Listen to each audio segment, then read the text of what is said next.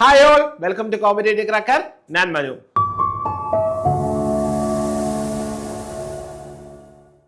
അപ്പൊ നമുക്കറിയാം എന്താണ്, നമ്മളൊരു സെറ്റ് എക്സാം കഴിഞ്ഞേക്കാണ് അല്ലെ. അപ്പൊ കുറെ പേരൊക്കെ അടുത്ത സെറ്റ് എക്സാമിന് വേണ്ടി ഇപ്പോഴേ പ്രിപ്പറേഷൻ സ്റ്റാർട്ട് ചെയ്തിട്ടുണ്ടാവും ആണല്ലോ. കാരണം ബി എഡ് ഇപ്പൊ കഴിഞ്ഞിരിക്കുന്നവരായാലും അങ്ങനത്തെ ഉള്ള ആൾക്കാർക്ക് എന്താണ്, അടുത്ത സെറ്റ് എക്സാം ആണ് അവർക്ക് എഴുതാൻ പറ്റുന്ന ഒരു എന്താണ് മെയിൻ ആയിട്ടുള്ള എക്സാം എന്ന് പറയുന്നത്. അപ്പോൾ അടുത്ത സെറ്റ് എക്സാമിന് പോകുന്നതിന് മുമ്പ് ഈ കഴിഞ്ഞ സെറ്റ് എക്സാമിനെ പറ്റി നമ്മൾ അറിഞ്ഞിരിക്കേണ്ടത് വളരെ അത്യാവശ്യമുള്ള കാര്യമാണ്. അപ്പോൾ എങ്ങനെ നമുക്ക് ഈ കഴിഞ്ഞ സെറ്റ് എക്സാമിനെ പറ്റി അറിഞ്ഞിരിക്കാമെന്നാണ് നമ്മൾ ഈ വീഡിയോ നോക്കാൻ പോകുന്നത്. അപ്പോൾ വീഡിയോ സ്കിപ്പ് ചെയ്യാതെ മുഴുവൻ കാണുക. അപ്പോൾ നമുക്കറിയാം എന്താണ് സെറ്റ് എക്സാം എന്ന് പറയുന്നത് ഒന്നോ രണ്ടോ ദിവസത്തെ ഒരു ഒരു പ്രക്രിയയല്ല. കാരണം നമ്മൾ ഒരുപാട് നാള് പഠിച്ചു വന്നാൽ മാത്രമാണ് നമുക്ക് ആ സെറ്റ് എക്സാം എന്നൊരു ആ എക്സാം അല്ലെങ്കിൽ ആ ഒരു കടമ്പ നമുക്ക് ഈസിയായി കിടക്കാൻ പറ്റുള്ളൂ.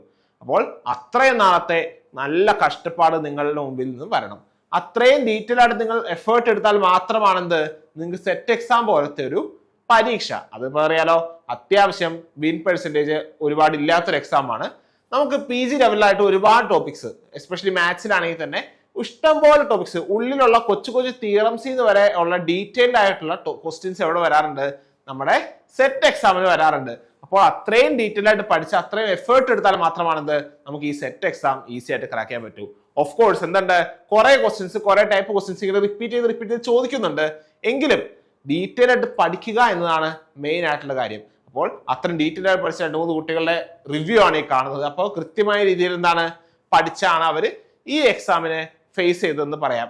അപ്പോൾ ഇത്രയും ഡീറ്റെയിൽ ആയിട്ട് പഠിക്കുന്ന ആ ഒരു കുട്ടിക്ക് നമുക്ക് വളരെ ഈസി ആയിട്ട് വരുന്ന സെറ്റ് എക്സാം ആയാലും ഇപ്പൊ ഈ കഴിഞ്ഞ സെറ്റ് എക്സാം കഴിഞ്ഞ ഈ വീഡിയോ കാണുന്നവരായാലും ഈസി ആയിട്ട് ക്രാക്ക് ചെയ്യാൻ പറ്റും എന്ന് നിസ്സംശയം പറയാൻ സാധിക്കും. അപ്പോൾ ഈ കഴിഞ്ഞ സെറ്റ് എക്സാമിലെ എന്താണ് ഒരു മാർക്ക് ഡിസ്ട്രിബ്യൂഷൻ നമുക്ക് തുടങ്ങാം അല്ലെ. നമുക്കറിയാം എന്താണ്, നമുക്ക് 6 യൂണിറ്റ് ആണുള്ളത്. ഒപ്പം തന്നെ നമുക്ക് മറ്റ് സെറ്റ് എക്സാംസ് പോലെ 120 ക്വസ്റ്റ്യൻ ഇല്ല മാത്സിനകത്ത്. സെറ്റ് മാത്സിനകത്ത് ആകെ എത്രയാണ്, 80 ക്വസ്റ്റ്യൻ ആണ്. ഒരു ക്വസ്റ്റ്യൻ 1.5 മാർക്ക് വെച്ചാണ് ചോദിച്ചിട്ടുള്ളത്. അങ്ങനെ ഒരിക്കലും എന്താണ് നമുക്ക് 6 യൂണിറ്റ് കൃത്യമായി 80 ക്വസ്റ്റ്യൻ ആയിട്ട് നമുക്ക് ഡിവൈഡ് ചെയ്യാൻ പറ്റത്തില്ല. അപ്പൊ നമ്മൾ എന്ത് ചെയ്തു, ഇവിടെ ഈ കഴിഞ്ഞ സെറ്റ് എക്സാമിന് ഫോളോ ചെയ്ത ആ ഒരു പാറ്റേൺ അല്ലെങ്കിൽ ആ ഒരു ഓർഡർ നമുക്ക് എന്താണെന്ന് നോക്കാം. അപ്പൊ നോക്കിയേ, നമുക്ക് ആകെയുള്ള 6 യൂണിറ്റ് ഇതും ഓരോ യൂണിറ്റിന് എത്ര ചോദ്യങ്ങൾ വെച്ച് ചോദിച്ചു നോക്കിയാലോ. ഫസ്റ്റ് യൂണിറ്റ് നോക്കുക. ഫസ്റ്റ് യൂണിറ്റിൽ നിന്ന് ചോദിച്ചേക്കുന്നത് എത്ര ക്വസ്റ്റ്യൻ ആണ്, 15 ക്വസ്റ്റ്യൻ ആണ് ഫസ്റ്റ് യൂണിറ്റ് ചോദിച്ചത്. എന്താണ് 15 ചോദ്യങ്ങളാണ് ഫസ്റ്റ് യൂണിറ്റിൽ നിന്നാണ് ചോദിച്ചേക്കുന്നത്. ഫസ്റ്റ് യൂണിറ്റ് ഇപ്പൊ എന്താണ്, നമ്മുടെ ഫണ്ടമെന്റൽ കൺസെപ്റ്റ്സ് ആണ് അല്ലെ. എന്തൊക്കെയാ വരിക, സെറ്റ് തിയറി, പിന്നെ polynomials, analytical geometry, elementary calculus, ഒപ്പം തന്നെ പ്രോബബിലിറ്റി. ഇത്രയും ഏരിയ എന്നാണ് ഫസ്റ്റ് യൂണിറ്റിൽ നിന്നുള്ള ചോദ്യങ്ങൾ ചോദിച്ചിട്ടുള്ളത്. ഫസ്റ്റ് യൂണിറ്റ് എത്രയാണ്, 15 ചോദ്യങ്ങൾ എന്ന് പറയുമ്പോൾ ഒരു ക്വസ്റ്റ്യൻ 1.5 മാർക്ക് വെച്ച് നോക്കുകയാണെങ്കിൽ 22.5 മാർക്കിനുള്ള ചോദ്യങ്ങൾ അവിടെ ചോദിച്ചിട്ടുണ്ട്. ഫസ്റ്റ് യൂണിറ്റിൽ തന്നെ ചോദിച്ചിട്ടുണ്ട്. അതിൽ എന്താണ് എത്രയാണ്, ഒരു 21 മാർക്കെങ്കിലും മിനിമം നമുക്ക് ഈസി ആയിട്ട് സ്കോർ ചെയ്യാൻ പറ്റുന്ന ചോദ്യങ്ങളൊക്കെ ഉണ്ടായിരുന്നു. 1-2 ചോദ്യങ്ങൾ മാത്രമാണ് അവിടെയും കുറച്ച് പിടി തരാത്ത ടൈപ്പ് ചോദ്യങ്ങൾ ഉണ്ടായിരുന്നു. ഒരു 18ഓളം മാർക്ക് എന്താണ് നമുക്ക് ഈസി ആയിട്ട് ഫസ്റ്റ് യൂണിറ്റ് തന്നെ സ്കോർ ചെയ്യാവുന്ന ടൈപ്പ് ചോദ്യങ്ങളാണ് ചോദിച്ചത്. ഇനി സെക്കൻഡ് യൂണിറ്റിലേക്ക് വരുമ്പോൾ എന്താണ്, second unit real analysis, complex analysis എന്ന ഏരിയകളിൽ നിന്നുള്ള ചോദ്യങ്ങളാണ് കൂടുതൽ ചോദിച്ചിട്ടുള്ളത്. അപ്പോൾ റിയൽ അനാലിസിസിനും കോംപ്ലക്സ് അനാലിസിസിനുമായി മൊത്തം 15 ചോദ്യങ്ങളാണ് ഇവിടെ ചോദിച്ചത്. സെക്കൻഡ് യൂണിറ്റിൽ നിന്ന് മാത്രം ചോദിച്ചത്. അപ്പൊ എത്ര മാർക്ക് ഉണ്ടാകും, വീണ്ടും ഒരു 22.5 മാർക്കിന്റെ ചോദ്യങ്ങൾ എവിടെ നിന്ന് വന്നിട്ടുണ്ട്, സെക്കൻഡ് യൂണിറ്റിൽ നിന്ന് വന്നിട്ടുണ്ട്. തേർഡ് യൂണിറ്റും ഫോർത്ത് യൂണിറ്റും നോക്കുക. അബ്സ്ട്രാക്ട് ഓൾജിബ്രയും ലീനിയർ ഓൾജിബ്രയുമാണ് ഈ 2 യൂണിറ്റുകൾ.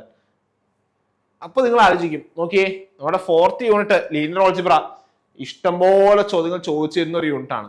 കഴിഞ്ഞ 2-3 സെറ്റ് എക്സാം ആയിട്ട് എന്താണ് ഏറ്റവും കൂടുതൽ ക്വസ്റ്റ്യൻസ് വന്നിട്ടുള്ള ഒരു യൂണിറ്റ് ആയിരുന്നു ലീനിയർ ഓൾജിബ്ര എന്ന് പറയുന്നത്.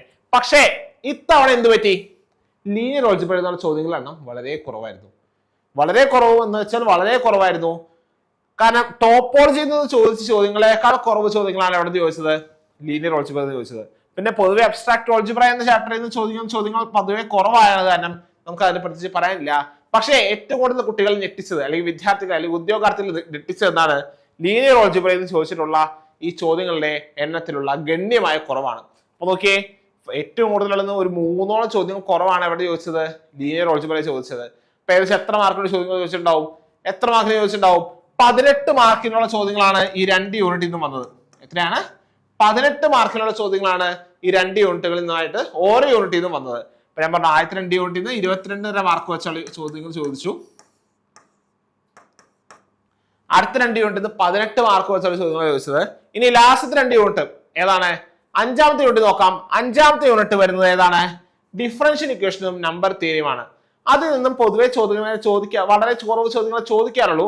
ഇത്തവണ ചോദിച്ചത് 13 മാർക്കിനുള്ള 13 ചോദ്യങ്ങളാണ് ഇത്തവണ ചോദിച്ചത്. അപ്പൊ ഒന്ന് ആലോചിച്ച് നോക്കിയേ, ഒരു യൂണിറ്റിന് എത്ര ചോദ്യം ചോദിച്ചിട്ടുണ്ടാവും? എത്ര ചോദിച്ചിട്ടുണ്ടാവും? ജസ്റ്റ് എന്ത് ചെയ്യാ, 13 ഇൻറ്റു 1.5 ചെയ്ത് നോക്കാം. 13 ഇൻറ്റു 1.5 ചെയ്യുമ്പോൾ എത്ര കിട്ടും? 19.5 മാർക്ക് എന്നാണ് ചോദിച്ചത്. എത്രയാണ്? 19.5 മാർക്കിനുള്ള ചോദ്യങ്ങൾ എവിടെ നിന്ന് ചോദിച്ചു? നമ്മുടെ ഡിഫറൻഷ്യൽ ഇക്വേഷൻ, നമ്പർ തിയറി എന്ന ഏരിയയിൽ നിന്ന് ചോദിച്ചു. ഇനി 6th യൂണിറ്റ് ആയ ടോപ്പോളജി ആൻഡ് ഫംഗ്ഷണൽ അനാലിസിസ് എന്താണ്? സെയിം നമ്പർ ഓഫ് ക്വസ്റ്റ്യൻ ചോദിച്ചത് 19.5 മാർക്കിനുള്ള ചോദ്യങ്ങൾ അവിടെ നിന്നും ഉണ്ടായിരുന്നു. മൊത്തം അങ്ങനെ 120 മാർക്കിനുള്ള ചോദ്യങ്ങൾ ചോദിച്ചിട്ടുണ്ടായിരുന്നു. അപ്പൊ നമ്മൾ ആലോചിക്കുക, എന്താണ് ആദ്യത്തെ 2 യൂണിറ്റിൽ നിന്നാണ് കൂടുതൽ ചോദ്യം ചോദിച്ചിട്ടുള്ളത്. എത്ര? 45 മാർക്കിനുള്ള ചോദ്യങ്ങൾ തന്നെ ആദ്യത്തെ 2 യൂണിറ്റിൽ ചോദിച്ചിട്ടുണ്ട് ഇല്ലേ? 45 മാർക്കിനുള്ള ചോദ്യങ്ങൾ അവിടെ നിന്ന് ചോദിച്ചിട്ടുണ്ട്, ആദ്യത്തെ 2 യൂണിറ്റിൽ നിന്ന് തന്നെ ചോദിച്ചിട്ടുണ്ട്. ഒപ്പം തന്നെ ബാക്കി യൂണിറ്റിൽ നിന്നും അത്യാവശ്യം എന്താണ് തരക്കേടില്ലാത്ത രീതിയിലുള്ള ചോദ്യങ്ങൾ തന്നെ ചോദിച്ചിട്ടുണ്ട്. അതാണ് ഒരു യൂണിറ്റിൽ നിന്ന് വളരെ കുറവെന്ന രീതിയിൽ നമുക്ക് ഒരിക്കലും പറയാൻ പറ്റത്തില്ല. ഓഫ് കോഴ്സ് നമ്മുടെ ലീനിയർ ഓൾജിബ്ര നമ്മൾ കുറച്ച് നിരാശപ്പെടുത്തിയെങ്കിലും, കുട്ടികളെ ഒരുപാട് നിരാശപ്പെടുത്തിയെങ്കിലും എന്താണ് ആ ഒരു യൂണിറ്റ് നമ്മൾ ഇങ്ങനെ തഴയാവുന്ന ഒരു യൂണിറ്റ് ആയിരുന്നില്ല. പക്ഷെ അതിന് ചോദിച്ച ചോദ്യങ്ങളെണ്ണം വളരെ കുറവായി പോയി എന്നതാണ് നമുക്ക് മനസ്സിലാക്കാൻ സാധിക്കുന്നത്. ഇനി നമുക്ക് എന്ത് ചെയ്യാം, നമുക്ക് ഓരോ ഏരിയയിൽ നിന്നും സ്പെസിഫിക് ആയിട്ട് എന്തൊക്കെ ചോദ്യങ്ങൾ ചോദിച്ചു നോക്കാം. ഫസ്റ്റ് തന്നെ റിയൽ അനാലിസിസ്. നമുക്കറിയാം എന്താണ്, 2nd യൂണിറ്റിലാണ് റിയൽ അനാലിസിസ് വരുന്നത്. അതിൽ നിന്ന് ഏകദേശം എത്രയാണ്? ഒരു 22.5 മാർക്കിനുള്ള ചോദ്യങ്ങൾ ചോദിച്ചിട്ടുണ്ട് അല്ലെ? 22.5 മാർക്കിനുള്ള ചോദ്യങ്ങൾ ചോദിച്ചിട്ടുണ്ട്. 15ഓളം ചോദ്യങ്ങളാണ് റിയലും കോംപ്ലക്സും കൂടി ചേർത്ത് ചോദിച്ചത്. ഇപ്പൊ റിയലിൽ നിന്ന് ഏതൊക്കെ ഏരിയയിലുള്ള ചോദ്യങ്ങളാണ് വന്നതെന്ന് നോക്കിയാലോ. ഇപ്പൊ റിയൽ അനാലിസിസിൽ വന്ന ചോദ്യങ്ങൾ നോക്കുമ്പോൾ എന്താണ്, ഫസ്റ്റ് തന്നെ ഡൊമൈൻ എന്ന് നോക്കാം. ഡൊമൈൻ ഇപ്പൊ സെറ്റ് തിയറിൽ വരുന്നതാണ്. റിയൽ അനാലിസിസ് ബന്ധമുള്ള നമുക്ക് ഡൊമൈൻ പറയാം. പിന്നെ യൂണിഫോം കണ്ടിന്യൂറ്റി, ബൗണ്ടഡ് വേരിയേഷൻ, റെയ്മാൻ-സെമൻ limit, Heine Borel theorem and countable versus non countable set. ഇത്രയും ചോദ്യങ്ങൾ എവിടെ നിന്ന് ചോദിച്ചത്? ഇത്രയും ചോദ്യങ്ങൾ വന്നത് റിയൽ അനാലിസിസ് എന്ന ഒരൊറ്റ യൂണിറ്റ് ആയിരുന്നു അല്ലെ? റിയൽ അനാലിസിസ് ഒരൊറ്റ യൂണിറ്റിൽ നിന്ന് ചോദിച്ച ചോദ്യങ്ങളാണ് ഇത്രയും അല്ലെ? റിയൽ അനാലിസിസ് ഒറ്റ യൂണിറ്റിൽ നിന്ന് ചോദിച്ചേക്കുന്ന ചോദ്യങ്ങളാണ് ഇത്രയും നമുക്ക് കാണുന്നത്. ഇനി നോക്കുക, അടുത്ത യൂണിറ്റ് ആയ കോംപ്ലക്സ് അനാലിസിസിൽ. അപ്പൊ നമ്മുടെ റിയലിനോട് ചേർന്ന് നിൽക്കുന്ന യൂണിറ്റ് ആണ് കോംപ്ലക്സ് അനാലിസിസ്. അവിടെ നിന്ന് മെയിൻ ആയിട്ട് 4 ടൈപ്പ് ഏരിയാസ് ആണ് ചോദിച്ചേക്കുന്നത്. ഏതൊക്കെയാണ്? സിംഗുലാരിറ്റീസ് ക്വസ്റ്റ്യൻ ഉണ്ടായിരുന്നു, ഒപ്പം തന്നെ കോഷി റീമാൻ ഇക്വേഷൻ എന്നൊരു ചോദ്യം ഉണ്ടായിരുന്നു, റെസിഡ്യൂ തിയറി ഉണ്ടായിരുന്നു, കോംപ്ലക്സ് ലോക്കസ് ആൻഡ് ഇന്റഗ്രേഷൻ. ഈ 4 ഏരിയയിൽ നിന്നാണ് എന്ത് കൂടുതൽ ചോദ്യങ്ങൾ എവിടെ ചോദിച്ചത്? കോംപ്ലക്സിന് ചോദിച്ചത്. മെയിൻ ആയിട്ട് ഈ 4 ഏരിയ ആണ് കോംപ്ലക്സ് അനാലിസിസിലെ നമ്മൾ ഈ കഴിഞ്ഞ സെറ്റ് എക്സാമിൽ കണ്ടിട്ടുള്ളത്. ഏതാണ്? Singularity, Cauchy റീമാൻ equation, residue theorem, പിന്നെ കോംപ്ലക്സ് ഇന്റഗ്രേഷൻ. ഈ 4 സെക്ഷൻസിൽ നിന്നുള്ള ചോദ്യങ്ങളാണ് ഇവിടെ ചോദിച്ചത് നമ്മുടെ ഈ കഴിഞ്ഞ ഫെബ്രുവരിയിൽ നടന്ന സെറ്റ് എക്സാമിന് ചോദിച്ചിട്ടുള്ളത്. ഇനി നോക്കുക, ഡിഫറൻസിയേഷൻ ആൻഡ് ഇന്റഗ്രേഷൻ, അതായത് നമ്മുടെ എലമെന്ററി കാൽക്കുലസ് എന്ന ഏരിയയിൽ ചോദിച്ച ചോദ്യങ്ങളാണ് എന്ത്? പാരാമെട്രിക് ഡിഫറൻസിയേഷനും ഡെഫിനിറ്റ് ഇന്റഗ്രൽസും ടൈലർ പോളിനോമിയലും. അപ്പൊ നോക്കിയേ, പാരാമെട്രിക് ഡിഫറൻസിയേഷൻ എന്ന് പറയുമ്പോൾ എന്താണ് അറിയാം, എന്താണ്? x = at², y = 2at എന്ന രീതിയിൽ ചോദിക്കുന്നതാണ് parametric differential equation, parametric differentiation എന്ന് പറയുന്നത്. അതിൽ നിന്നൊരു ചോദ്യം ഇതോടെ ചോദിച്ചിട്ടുണ്ടായിരുന്നു. ഒപ്പം തന്നെ ഡെഫിനിറ്റ് ഇന്റഗ്രൽ എന്നൊരു ചോദ്യം കണ്ടിരുന്നു. Along with that Taylor series അല്ലെങ്കിൽ ടൈലർ പോളിനോമിയൽ എന്നൊരു ഏരിയ എന്താണ് ഡിഫറൻസിയേഷൻ വെച്ച് ഒരു ചോദ്യം ചോദിച്ചിരുന്നു. ഇനി നോക്കിയേ, അബ്സ്ട്രാക്ട് ഓൾജിബ്ര ആണെങ്കിൽ നമുക്ക് മെയിൻ ആയിട്ട് 4 ഏരിയ ചോദിച്ചിരുന്നത്. ഏതൊക്കെയാണ്? ഒന്ന് ഏതാണ്? ഗ്രൂപ്പ് തിയറി അല്ലെങ്കിൽ എന്താണ് സോളബിലിറ്റി, സൈലോ സബ് ഗ്രൂപ്പ്, അങ്ങനത്തെ ഏരിയാസ് നിന്നും, റിംഗ് തിയറി എന്നും, ഫീൽഡ് തിയറി എന്നും, പോളിനോമിയൽ റിഡ്യൂസിബിലിറ്റി എന്നീ 4 ഏരിയയിൽ നിന്നുമാണ് ചോദ്യങ്ങൾ ചോദിച്ചിട്ടുള്ളത്. ഏതൊക്കെയാണ്? Group theory, ring theory, field theory, ഒപ്പം തന്നെ പോളിനോമിയൽ റിഡ്യൂസിബിലിറ്റി. ഇപ്പോ ഗ്രൂപ്പ് തിയറി എന്ന് ചോദിച്ചത് എന്താണ്? സോളബിലിറ്റി, സൈലോ ഗ്രൂപ്പ് എന്ന ഏരിയയിൽ നിന്നും, റിംഗ് തിയറിയിൽ നിന്നും ഹോമോമോർഫിസം, ഐഡിയൽ, ഗോസിയൻ ഇന്റീജേഴ്സ് എന്ന ഏരിയയിൽ നിന്നുമാണ് റിംഗ് തിയറി എന്ന് ചോദിച്ചത്. ഫീൽഡ് തിയറി എന്നാണെങ്കിൽ സ്പ്ലിറ്റിംഗ് ഫീൽഡും ഫീൽഡ് ഓഫ് കോഷ്യൻസും ആണ് ചോദിച്ചിട്ടുള്ളത്. പിന്നെ എന്താണ്? പോളിനോമിയൽ റിഡ്യൂസിബിലിറ്റി, അങ്ങനെ തന്നെ ഒരു ചോദ്യം അങ്ങനെ തന്നെ നേരിട്ട് വരികയായിരുന്നു. ഇനി അടുത്ത് നോക്കാം, ലീനിയർ ഓൾജിബ്ര ആണെങ്കിൽ വളരെ എളുപ്പമുള്ള കുറെ ക്വസ്റ്റ്യൻസ് ഉണ്ടായിരുന്നു. ഏതാണ്? മെട്രിക്സിന്റെ പ്രോപ്പർട്ടീസ്, അതായത് നള്ളിറ്റി ആയിക്കോട്ടെ, റാങ്ക് ആയിക്കോട്ടെ, സിംഗുലാരിറ്റി ആയിക്കോട്ടെ, അത്തരം ഏരിയാസിൽ നിന്നാണ് ഒരു ചോദ്യങ്ങൾ ഉണ്ടായിരുന്നു. പിന്നെ എന്താണ്? ഒരു system of linear equations solve ചെയ്യാനുള്ള ചോദ്യങ്ങൾ ഉണ്ടായിരുന്നു. ഈ കഴിഞ്ഞ സെറ്റ് എക്സാമിന് ഉണ്ടായിരുന്നു. അതിനൊപ്പം തന്നെ ഐഗൻ വാല്യൂസും ഡയഗണലൈസേഷനുമായി ബന്ധമുള്ള ഒരു ചോദ്യം നമ്മുടെ സെറ്റ് എക്സാമിന് ചോദിച്ചിരുന്നു. ഒപ്പം വെക്ടർ സ്പേസും ബേസുകളും, ഒപ്പം തന്നെ ലീനിയർ ട്രാൻസ്ഫോർമേഷനും. ഇത്ര ഏരിയയിൽ നിന്നാണ് കൂടുതൽ ചോദ്യങ്ങൾ ലീനിയർ ഓൾജിബ്ര എന്നൊരു ഏരിയയിൽ നിന്നും ചോദിച്ചു കണ്ടത്. ഇനി നമ്പർ തിയറി നോക്കുകയാണെങ്കിൽ എന്താണ്? Congruence, GCD LCM, factorials and reminders, and last one എന്താണ്? Euler's torsion theorem, torsion function. അപ്പോൾ ഞാൻ എപ്പോഴും പറയാറുണ്ട് എന്താണ്? ഓയിലേഴ്സ് ടോർഷൻ ഫംഗ്ഷൻ സെറ്റ് എക്സാമിന്റെ ഒരു ഇമ്പോർട്ടന്റ് ചോദ്യമാണ്, അല്ലെങ്കിൽ ഒരു എന്താണ് സ്ഥിരം ചോദ്യമാണ്. ആ ഒരു ചോദ്യം എന്താണ്? ഒരു ഡിഫോൾട്ട് ചോദ്യം എന്ന് പറയാം. ഓയിലേഴ്സ് ടോർഷൻ ഫംഗ്ഷൻ എന്തെങ്കിലും ഒരു ടൈപ്പ് ചോദ്യം നമുക്ക് പരീക്ഷയ്ക്ക് എന്താണ് കണ്ടിന്യൂസ് ആയിട്ട് വന്നിട്ടുണ്ട്. ഇത്തവണയും എന്താണ്? ഓയിലേഴ്സ് ടോർഷൻ ഫംഗ്ഷൻ ഒരു ചോദ്യം ഡയറക്റ്റ് ചോദിച്ചിരുന്നു. അത്രയും ഈസി ആയ ഒരു ഏരിയ ആണ് ഓയിലേഴ്സ് ടോർഷൻ ഫംഗ്ഷൻ. അത്ര ഈസി ആയിട്ട് പഠിച്ചു തീർക്കാവുന്നേ ഉള്ളൂ, കേട്ടല്ലോ. അപ്പോൾ Euler's torsion function, congruence, factorials and reminders and GCD LCM, ഇത്രയും ഏരിയയിൽ നിന്നാണ് നമ്പർ തിയറിയിൽ നിന്നൊരു ചോദ്യങ്ങൾ ഉണ്ടായിരുന്നത്. ഇനി നോക്കിയേ, ടോപ്പോളജി നോക്കാം. ടോപ്പോളജി മെയിൻ ആയിട്ട് എന്താണ്? Metric spaces and completeness, cofinite topology, separability and compactness, hereditary properties. ഈ 4 ഏരിയയിൽ നിന്നാണ് ടോപ്പോളജി എന്നൊരു യൂണിറ്റ് സെക്ഷനിൽ നിന്നുള്ള ചോദ്യങ്ങൾ വന്നത്. ഇപ്പൊ ടോപ്പോളജിയൊപ്പം തന്നെ ഉള്ള ഒരു ഏരിയ ആണെന്ത്? Functional analysis. അതിൽ നിന്ന് മെയിൻ ആയിട്ട് ചോദിച്ചത് നോക്കിയേ, ഹിൽബർട്ട് സ്പേസ്, ബെനാക് സ്പേസ്, ഒപ്പം തന്നെ നോമഡ് സ്പേസുകള്, dual space, orthonormal subset, orthonormal subsets. അപ്പൊ ഇത്രയും ഏരിയാസ് നിന്നാണ് ഫംഗ്ഷണൽ അനാലിസിസ് എന്നുള്ള ചോദ്യങ്ങൾ ഉണ്ടായിരുന്നത്. ഇതൊക്കെ നോക്കാം. അതിന് ജോമെട്രി എന്ന ഏരിയ നോക്കുമ്പോൾ അത് അനലിറ്റിക്കൽ ജോമെട്രി ആകാം, അല്ലാത്ത ജോമെട്രീസ് ആകാം. അപ്പൊ അതിൽ നിന്ന് ചോദിച്ച ചോദ്യങ്ങൾ എന്തൊക്കെയാണ്? അതിൽ നിന്ന് മെയിൻ ആയിട്ട് നമ്മുടെ പ്ലെയിൻ അല്ലെങ്കിൽ സ്പിയർ എന്ന രീതിയിലുള്ള ചോദ്യങ്ങൾ ഉണ്ടായിരുന്നു. പിന്നെ കോണിക് സെക്ഷനിൽ നിന്ന് ഒരു എലിപ്സിന്റെ ടാൻജന്റ് കണ്ടുപിടിക്കാനുള്ള ഒരു ചോദ്യം ഉണ്ടായിരുന്നു. ഒപ്പം തന്നെ ട്രയാങ്കിൾ പ്രോപ്പർട്ടീസ് എന്ന ട്രയാങ്കിളിന്റെ ബേസിലുള്ള ഡയറക്റ്റ് ആയിട്ടൊരു ചോദ്യവും നമ്മുടെ ഈ കഴിഞ്ഞ സെറ്റ് എക്സാമിന് ഉണ്ടായിരുന്നു. പൊതുവെ ട്രയാങ്കിളിന്റെ ബേസിൽ അങ്ങനെ ചോദിക്കാത്തതാണ്. വേണേൽ നമുക്ക് ഒരു ജോമെട്രി എന്ന രീതിയിൽ നമുക്ക് അതിനെ കണക്കാക്കാവുന്നത് കൊണ്ട് എന്താണ് നമുക്ക് അതും നമുക്ക് എടുത്ത് പറയാം. ഇത് നോക്കിയേ, ഡിഫറൻഷ്യൽ ഇക്വേഷൻ ആണെങ്കിൽ നമുക്ക് എന്താണ്? ഫസ്റ്റ് ഓർഡറും IF-ഉം. ഒരു ഡിഫറൻഷ്യൽ ഇക്വേഷന്റെ ഓർഡർ കണ്ടുപിടിക്കാനും അല്ലെങ്കിൽ ഒരു ഡിഫറൻഷ്യൽ ഇക്വേഷന്റെ IF അല്ലെങ്കിൽ ഇന്റഗ്രേറ്റിംഗ് ഫാക്ടർ കണ്ടുപിടിക്കാനുള്ള ഒരു ചോദ്യം നമ്മുടെ സെറ്റ് എക്സാമിന് ഉണ്ടായിരുന്നു. ഒപ്പം തന്നെ വളരെ ഇമ്പോർട്ടന്റ് ആയ ടോപ്പിക്കാണ് ഓർത്തോഗണൽ ട്രജക്ടറി. അത് വളരെ ഇമ്പോർട്ടന്റ് ആണ്, കാരണം 2-3 സെറ്റ് എക്സാം ആയിട്ട് റിപ്പീറ്റ് ചെയ്ത് ചോദിക്കുന്ന ഒരു ടോപ്പിക്, ഒരു ക്വസ്റ്റ്യൻ ആണെന്ത്? ഓർത്തോഗണൽ ട്രജക്ടറി കണ്ടെത്താൻ പറയുന്നത്. പിന്നെയാണ് പാർഷ്യൽ ഡിഫറൻഷ്യൽ ഇക്വേഷൻ എന്നൊരു ചോദ്യം ഉണ്ടായിരുന്നു. വേവ് ഇക്വേഷൻ എന്തായിരുന്നു? ഒരു ചോദ്യം ഉണ്ടായിരുന്നു. അപ്പോൾ ഇത്രയും ചോദ്യങ്ങൾ, ഇത്രയും ഏരിയാസിലുള്ള ചോദ്യങ്ങളാണ് നമ്മുടെ ഈ സെറ്റ് എക്സാമിന് ഉണ്ടായിരുന്നത്. ഒപ്പം തന്നെ മെയിൻ ആയിട്ടുള്ള അടുത്തൊരു എന്താണ്? ഒരു വെറൈറ്റി ആയിട്ടുള്ള ഏരിയ ആയിരുന്നു പ്രോബബിലിറ്റി. അപ്പൊ പ്രോബബിലിറ്റി അങ്ങനെ നമുക്ക് ഡയറക്റ്റ് ചോദ്യങ്ങൾ ചോദിക്കാത്തതാണ്. ചോദിക്കാൻ അങ്ങനെ കുറച്ച് ഈസി ആയ ചോദ്യങ്ങൾ ചോദിക്കാറ്. പക്ഷെ ഇത്തവണ നമ്മൾ ഞെട്ടിച്ചുകൊണ്ട് ഒരു ക്വസ്റ്റ്യൻ വന്നിരുന്നു. ആ ചോദ്യമാണ് കണ്ടിന്യൂസ് റാൻഡം വേരിയബിളും PDF-ഉം ഉള്ള ക്വസ്റ്റ്യൻ. ഓക്കെ, ഇപ്പൊ പൊതുവെ നമ്മുടെ സിലബസിനകത്ത് കണ്ടിന്യൂസ് റാൻഡം വേരിയബിളിനെ പറ്റിയോ എന്താണ് പ്രോബബിലിറ്റി ഡിസ്ട്രിബ്യൂഷൻ ഫംഗ്ഷനെ പറ്റിയോ ഒന്നും പറയുന്നതില്ല. അപ്പോൾ അത്തരം ചോദ്യങ്ങൾ പെട്ടെന്ന് കണ്ടപ്പോൾ ഒരുപാട് കുട്ടികൾക്ക് എന്തായി? ടെൻഷൻ ആയിട്ടുണ്ടാകും. കാരണം നമ്മൾ അങ്ങനെ പഠിച്ചു കാണാത്ത അല്ലെങ്കിൽ നമ്മുടെ സിലബസിൽ അങ്ങനെ മെൻഷൻ ചെയ്യാത്ത ഒരു ഏരിയ ആയിരുന്നു എന്ത്? നമ്മുടെ കണ്ടിന്യൂസ് റാൻഡം വേരിയബിളും പ്രോബബിലിറ്റി ഡെൻസിറ്റി ഫംഗ്ഷനും. പ്രോബബിലിറ്റി ഡെൻസിറ്റി ഫംഗ്ഷനും അങ്ങനെ എന്താണ്? നമ്മുടെ സിലബസിൽ അങ്ങനെ കാണാത്ത അല്ലെങ്കിൽ കണ്ട് പരിചയമില്ലാത്ത ഒരു ഏരിയ ആയിരുന്നു.